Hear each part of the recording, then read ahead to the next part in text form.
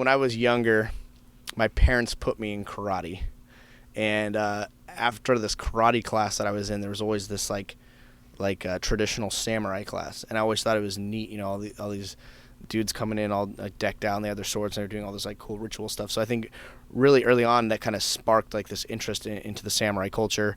And then when I got older, my dad like put me in this class and did it with me, and I just thought I learned so much about it, and it was just kind of really just I just really respected that whole culture. Then my brother that originally played keyboards for us, he moved to Japan, so then I was able to go and visit Japan and stay with him, and just fell in love with the whole thing. And I just always thought the samurai was such a badass, like imposing character. We actually came up with the name Decimate the Weak, and we're like, man, we need something that really reflects like this, you know, big scary, I don't know, image, and that's what we did. Samurai on top of a bunch of dead bodies.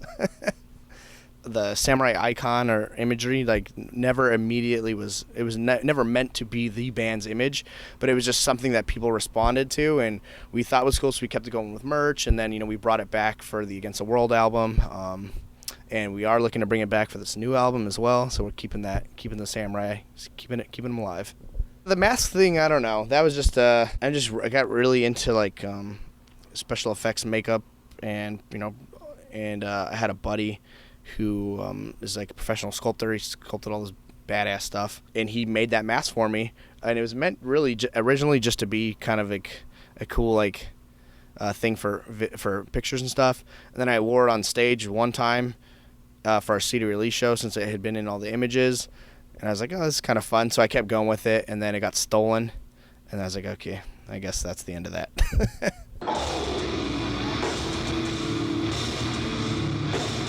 We always had these big, we call them one-liners, you know, or t-shirt lines, you know, as you call it. Something you definitely see on the back of a shirt, that we're not purposely put into the songs originally, especially Decimate the Weak. The I Am Sent from Hell, okay, you know, people probably sing along with that. But then the hardcore part after it, they had you know, the Decimate the Weak sing-along part. Like, we did not expect like that to be a big like sing-along part and stuff, and that's just something that we just stumbled upon, and we were like, okay, so now every album we're putting together, we always try to implement these one-liners.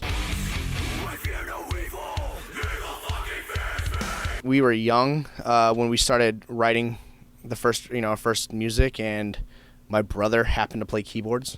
So he just came to a practice, and he had he actually wrote the Anthems of the Apocalypse intro that was on Decimate the Weak, and we were like, oh, that's kind of cool. So we put the breakdown over it, and then we're like, okay, what do you think of this part? And it never meant to be a thing. It was just kind of like, oh, let's do this as a cool intro, and then we kept implementing keyboard parts here and there.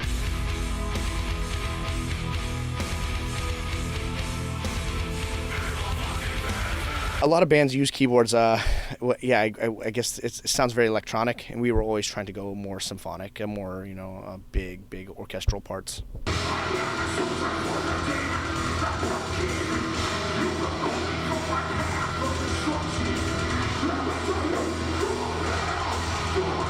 I've always been a fan of metal, and equally as a fan of hardcore bands, and I always leaned towards the heavier side of hardcore.